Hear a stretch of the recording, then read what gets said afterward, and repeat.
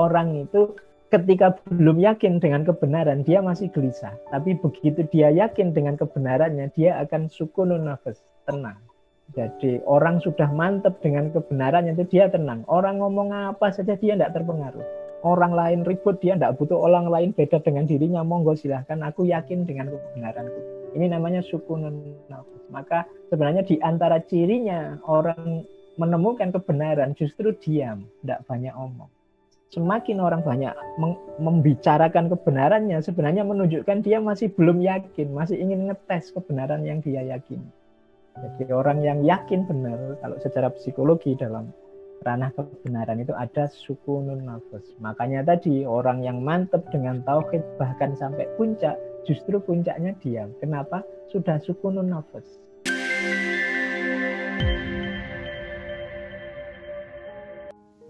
Saya mulai dari ini untuk membahas tauhid.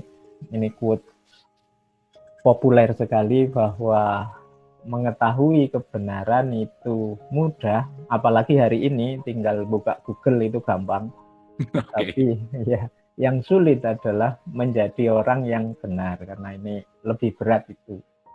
Ini kalau dianalogikan ke tauhid, berarti kalau sekedar tahu dan paham tentang tauhid mungkin mudah. Buku-buku banyak, ustadz-ustadz sekarang banyak. Yang agak susah itu bertauhid. Bertauhid itu hidup yang menegakkan nilai-nilai tauhid. Ini yang kita harus latihan benar. Tidak bisa ujuk-ujuk merasa bahwa tauhidku sudah puncak. Tapi harus ada step-stepnya. Yang ini klasifikasi saya mungkin untuk teman-teman bisa semacam introspeksi kita ada di mana. Sejauh yang saya tahu kita ini sebagai muslim selalu merasa sudah bertauhid. Enggak, iya wong muslim kok yang mesti bertauhid. Jadi mode-mode bertauhid itu menurut saya selama ini satu di antara 6 itu. Ada yang berhenti di meyakini saja. Jadi yakin ada Allah, iya. Yakin Al-Quran, iya. Yakin hari akhir, ya. Levelnya nyampe ke meyakini dan selesai. Kalau sudah yakin, dianggap sudah beres. Oke. Itu mode pertama. Ada yang kedua. Ada yang meyakini dan memahami. Ini lebih bagus. Karena kalau yakin itu kan agak, bahasa kasarnya agak membabi buta, tapi kalau memahami itu ngerti kenapa aku harus yakin. Apa yang harus aku yakini? Seperti apa caraku meyakini? Ini lebih bagus. Ini yang tadi saya sebut ilmu kalam, ilmu tauhid. Jadi kalau pakai bahasa teologi dalam bahasa Inggris itu definisinya faith seeking understanding. Keimanan yang mencari pemahaman, tidak sekedar percaya, tapi ngerti argumennya. Ini lebih mantap daripada sekedar meyakini. Ada yang ketiga, meyakini sekaligus menjalani, tapi tidak ada memahaminya. Yakin terus dijalankan, ini ada. Jadi ini agak riskan ketika tidak sesuai. Orang-orang yang kadang-kadang kita sebut agak nyeleweng, agak sesat, itu biasanya di mode yang ketiga ini. Ya, dia dapat informasi terus yakin terus dijalani. Tidak ada proses mencerna. Proses mencerna itu penting. Termasuk malam hari ini saya nanti mungkin ngomong agak panjang, jangan langsung ditelan, harus dicerna dulu. Karena tidak semua menu cocok dengan perut kita. Jadi meyakini ada yang langsung menjalani. Nah, ini juga harus hati-hati. Nah, ada yang keempat.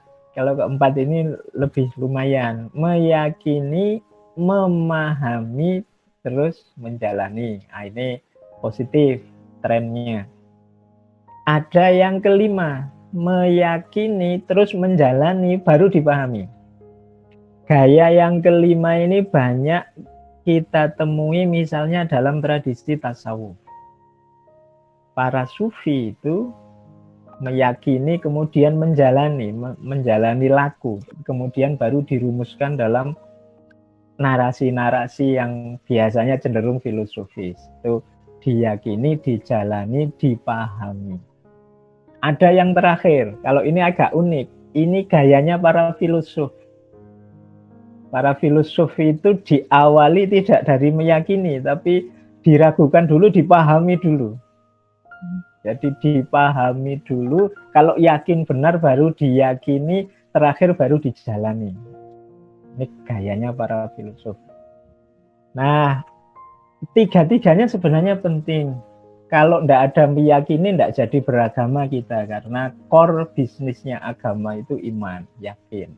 Meyakini harus ada. Memahami juga penting. Karena kalau tidak ada pemahaman itu menentukan kuat tidaknya, dalam tidaknya tauhid kita. Maka Kanjeng Nabi selalu mendorong cari ilmu, cari ilmu. Cari ilmu itu wajib. Karena dunia memahami itu vital.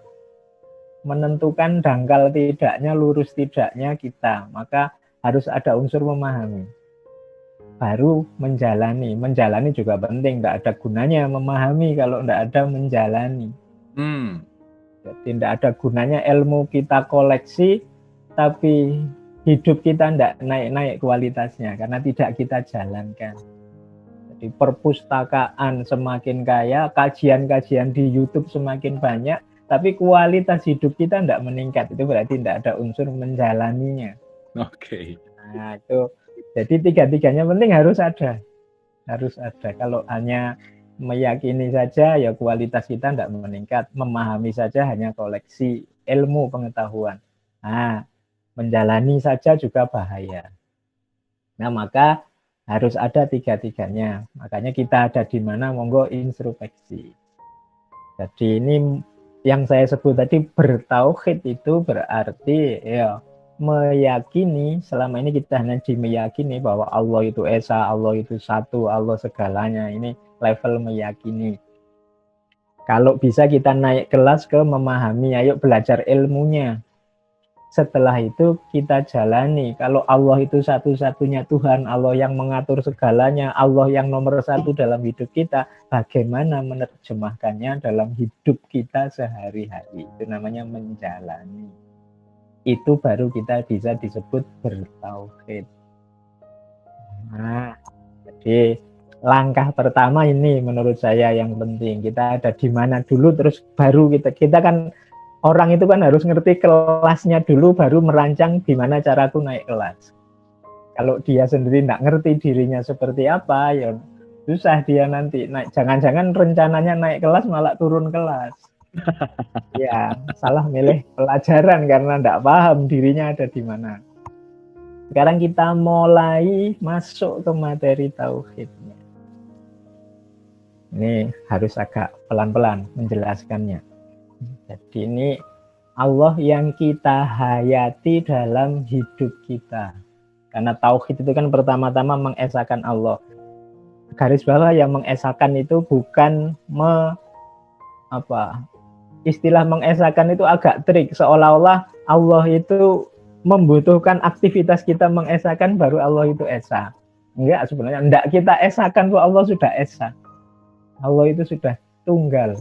Esa itu kan tunggal, beda dengan eka. Jadi mengesahkan itu tidak berarti bahwa kayak kita kan melakukan sesuatu sehingga jadi esa, tapi dalam arti Allah hakikatnya sendiri sudah esa. Berarti mengesahkan itu mengakui keesaan dan menghidupkan keesaan Allah dalam hidup kita. Itu maknanya itu sebenarnya. Nah, Allah itu yang kita hayati dalam hidup kita, ini mengambil sebenarnya dari para sufi. Misalnya Hamzah Wansuri dengan martabat 7-nya. Cuma martabat ini saya ambil 3 yang berhubungan langsung dengan Allah. Karena nanti sisa martabatnya masuk ke dunia nyata. Tapi ini yang Allah saja. Allah itu ada Allah di level wahid, ada Allah di level ahad. Ahad dulu ya. Ahad, terus wahid, terus wahdah. Ini nambah wawasan kita. Level ahad ini Allah di level zat. Inilah Allah yang laisa kamislihi syai'un. Tidak bisa dijelaskan, dia tidak seperti apapun. Itu Allah di level ahad. Ini satu-satunya jalan kalau dalam di dunia kampus untuk memahami Allah di level ahad ini, kita butuh namanya teologi negatif. Teologi negatif itu teologi yang serba tidak. Allah itu tidak beranak, Allah itu tidak diperanakkan, Allah itu tidak begini. Pokoknya serba tidak, karena Allah laisa kamitslihi syai'un. Jadi ini Allah yang tidak bisa dijelaskan. Hakikatnya akal kita tidak nyampe. Kita beriman saja bahwa kepada Allah yang di level ahad ini. Jadi penjelasan apapun tidak akan nyampe untuk Allah yang level ahad. Disinilah lebih baik kita berpikir tentang makhluknya daripada tentang kholik. Karena akal kita tidak akan nyampe. Allah di level ahad. Nah, ada Allah di level wahid. Allah di level wahid ini, Allah yang menampilkan dirinya dengan sifat-sifatnya. Allah yang penyayang, Allah yang pemurah, Allah yang adil. Nah ini Allah di level wahid.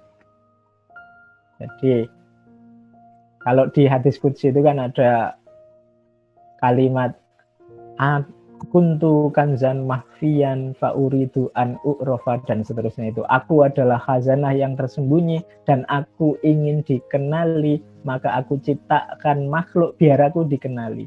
Jadi kita itu diciptakan oleh Allah dengan tujuan agar kita mengenali Allah. Nah, Allah memperkenalkan dirinya dengan sifat penyayangnya, dengan kekuasaannya, dengan kemahabesarannya itu lewat wahid. Allah dalam aspek wahidnya. Jadi ada ahad, ada wahid. Ini yang bisa dijelaskan. Jadi ini teman-teman biar tidak rancu kalau menjelaskan. Kadang-kadang Allah katanya nggak bisa dijelaskan. Kok banyak orang cerita-cerita kemahakuasaannya Allah, ini anugerahnya Allah dan tidak. Itu Allah di level yang wahid. Nah, yang ketiga, Allah di level wahdah. Nah, ini lebih dalam lagi. Kalau sudah wahdah itu artinya kesatuan. Ini level wahdah ini level yang menjelaskan bahwa Allah ada dalam segalanya. Allah hadir dalam keseharian kita. Allah ada di sekeliling kita. Wahdah. Kalau ada ayat yang bunyinya innallaha bikulli syai'in muhit, Allah itu meliputi segala sesuatu. Ini Allah di level wahdah. Jadi level wahdah ini Allah yang ada dalam segalanya. Makanya kalau dalam tasawuf itu ada pandangan bahwa rasakan kehadiran Allah dalam segalanya. Ini Allah yang di level wahdah. Kalau saya gambar wahdah itu seperti ini. Jadi Allah itu tajalli. Tajalli itu memanifestasikan diri. Ada dua tajallinya Allah itu. Yang satu adalah jalaliyahnya, yang satu adalah jamaliyahnya. Jalaliyah itu keagungan, jamaliyah itu keindahan.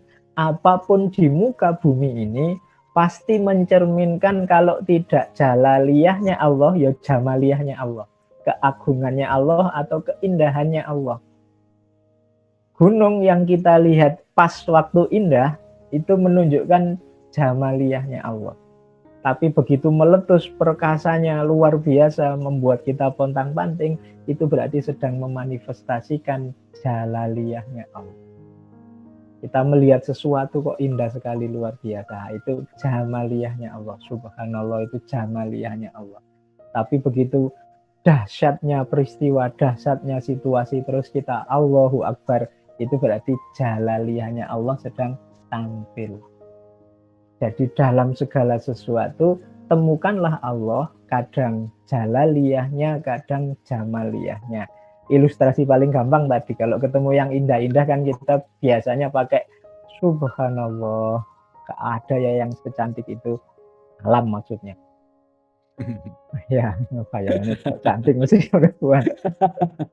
Kalau jalaliyah itu yang Allahu Akbar, luar biasa, itu berarti jalaliyahnya Allah. Manusia juga begitu, punya unsur jalaliyah, punya unsur jamaliyah. Nah, segala sesuatu yang mengandung jalaliyah atau jamaliyahnya Allah itu secara utuh disebut wah. Kalau cantiknya wanita jamaliyah atau jalaliyah, Pak? Kalau wanita sedang menyenangkan jamaliyah, sedang ngamuk jalaliyahnya keluar. Oh, oke. Berarti itu juga bisa berlaku ya, kalau lagi santai, lagi rileks, berarti itu lagi jamaliyah, gitu ya. Lagi ngamuk, lagi jalal gitu ya. Kalau di India kan ada itu kan Dewi, kalau di wayang itu kan Dewi Uma, terus kalau dia sudah ngamuk luar biasa jadi Durga.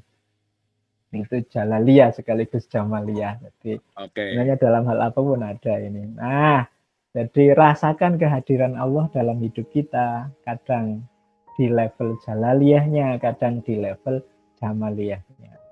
COVID yang membuat kita pontang-panting luar biasa, kita kan Allahu Akbar. Betapa kita ini lemah. Allah memang maha agung, maha besar. Itu jalaliyahnya Allah kelihatan. Hanya virus sekecil itu, manusia sedunia sudah terpinggirkan semua ke rumahnya masing-masing. Kita selama ini susah gimana orang biar nggak terlalu aktif, bumi nggak terlalu berat, kita merancang metode macam-macam.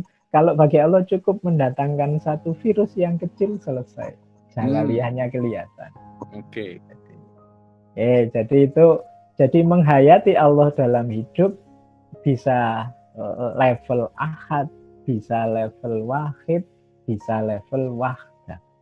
Cuma kalau level ahad ini agak susah. Hanya mungkin kalau dalam bahasa sufi orang-orang khawasul khawas yang bisa nyampe. Kalau kita lebih mudah level wahid, merasakan akibat dari sifat-sifatnya Allah yang penyayang, pemurah, maha pemberi, itu bisa kita rasakan lewat wahid. Atau lewat wahdah, merasakan kehadiran Allah di segala situasi. Sebenarnya hidup yang merasakan kehadiran Allah itu hidup yang sangat positif, karena kalau anytime kita merasakan Allah hadir, kalau dalam bahasanya sufi, otomatis nanti terbangun di sana satu makom namanya makom haya, malu. Jadi begitu kita sadar Allah hadir di momen apapun, itu kan terus, masa aku kayak gini, Allah sedang lihat ini. Masa aku kayak gitu, ini ada Allah nih. Itu kalau dalam bahasa sufi, kemampuan kita menghadirkan Allah terus-menerus, paling minim menghadirkan, meningkatkan kualitas diri kita ke level haya. Rasanya. Karena kalau ada Allah kan kita tidak berani macam-macam, sudah. Mau ngomong jelek, wah ada Allah ini. Tidak enak, masa ada Allah kita mau macam-macam. Nah, itu namanya makom haya, makom malu di hadapan Allah. Nah, ya, terus ya karena perbuatan-perbuatan kita yang jelek, yang tercela itu pasti ketika kita lupa bahwa Allah hadir dan melihat. Kalau kita ingat mungkin tidak jadi. Sudah ngeklik mau surfing yang aneh-aneh, yang gitu-gitu, ini Allah lihat, malu. Ya orang lain tidak ada yang lihat sih, wong cuma di kamar, tapi Allah lihat. Kan biasanya terus tidak jadi. Kalau masih ingat Allah ada kok terus saja, berarti salah konsep tentang Allah. Iya. Salah konsep. Iya, jangan salah konsep itu orangnya tentang Allah. Oke, saya lanjutkan. Jadi ini sebelum ke puncaknya tauhid.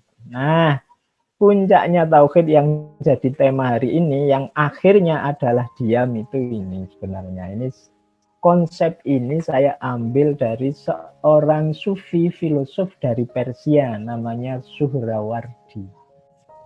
Jadi Suhrawardi al-Maktul, karena beliau hidupnya dieksekusi pada akhirnya.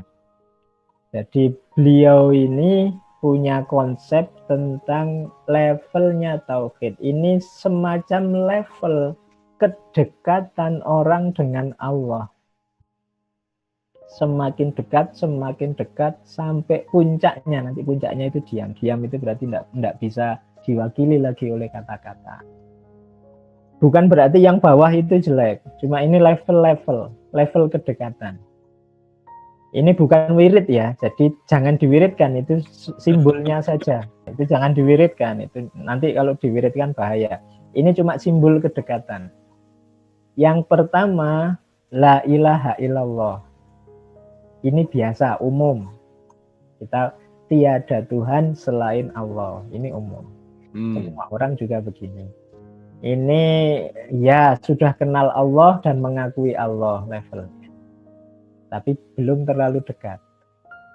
Nah, naik satu level sudah tidak lagi pakai kata Allah, tapi la ilaha illahu, dia. Kenapa? Karena menurut Suhrawardi, nama Allah itu juga kan identitas yang untuk menunjuk zat yang itu loh, diberi nama Allah terusan. Jangan salah, kata Allah itu sebelum Islam hadir juga sudah ada, sudah dikenal oleh masyarakat Arab sebelum Islam. Allah itu dipakai untuk menyebut high God, Tuhan tertinggi di atas Tuhan-Tuhan kecil, Lata, Uzza, Manat dan lain-lain. Jadi sebelum Arab kata Allah itu juga sudah ada. Kemudian Islam datang memurnikan nama Allah. Jadi disebut Allah. Nah, dengan konotasi monoteis. Kalau Islam datang ya satu-satunya, nggak ada Tuhan yang lain, hanya Allah. Nah, ini sudah bisa menyebut dia, tidak ada Tuhan selain dia itu loh, yang tadi diwakili dengan nama Allah. Nah, itu jadi lebih dekat. Jadi tidak terikat lagi dengan nama. Kalau masih diskusi nama kan, saya ingat di Malaysia itu bahkan kata Allah itu ya hak prerogatifnya orang Islam, orang Nasrani tidak boleh. Nah, itu jadi ribut tentang identitas, ya identitas sebutannya, bukan nama itu kan mewakili yang disebut. Faiz ini mewakili ini. Nah, bukan kalau lebih kenal dengan saya mungkin tidak butuh namaku lagi, sudah hai Mas.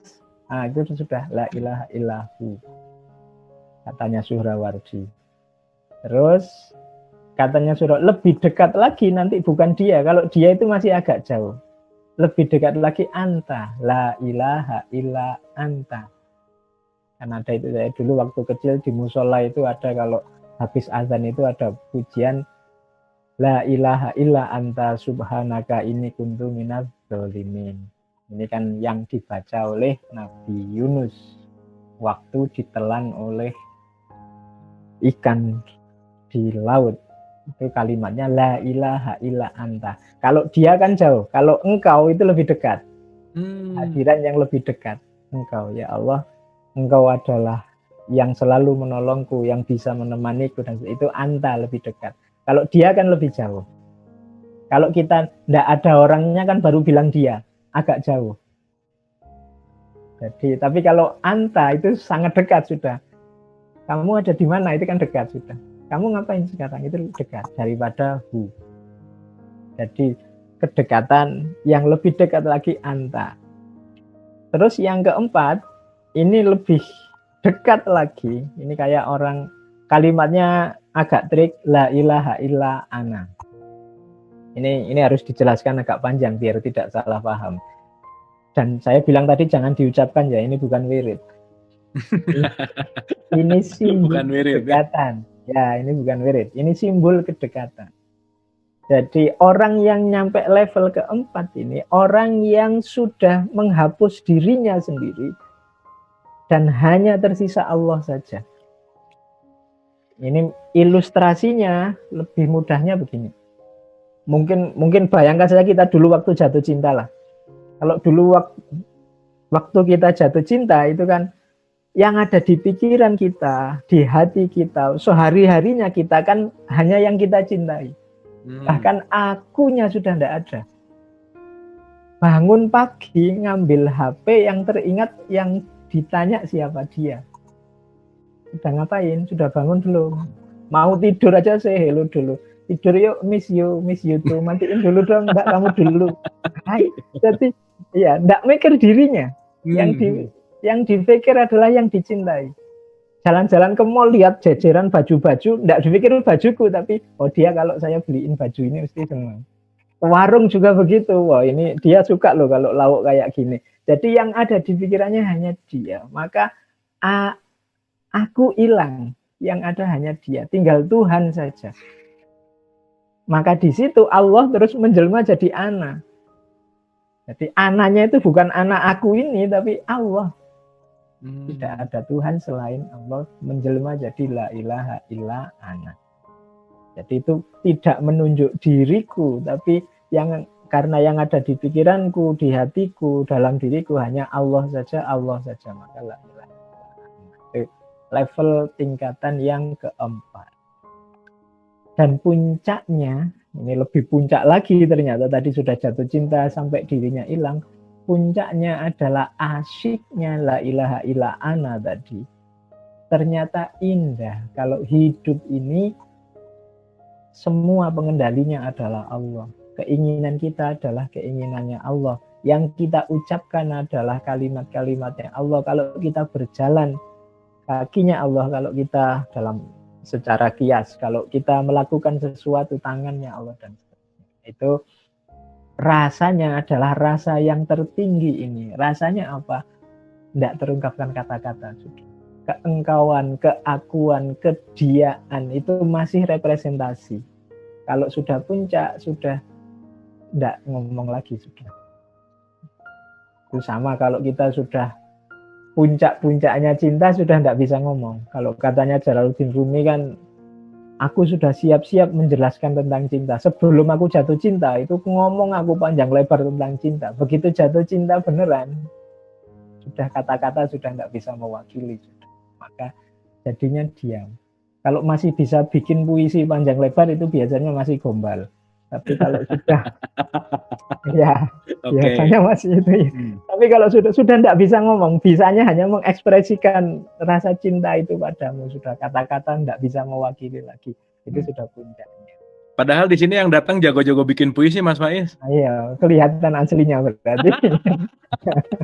Jadi masih bisa diwakili oleh kata-kata. Padahal katanya Rumi tidak bisa. Kalau sudah jatuh cinta beneran, kata-kata itu lenyap sudah. Yang ada hanya nikmatnya, asyiknya kita dengan yang dicintai. Oke, jadi ini dari Suhrawardi. Ini saya kemudian masuk ke reasoningnya. Kenapa sih kok puncaknya justru diam? Parameternya kok diam kalau sudah sampai puncak itu. Yang pertama, ini argumen dari ranah psikologi. Jadi aspek penemuan kebenaran. Orang menemukan kebenaran itu cirinya dua. Alama huwa bihi kalau bahasa Arabnya, sesuai, cocok dengan kenyataannya.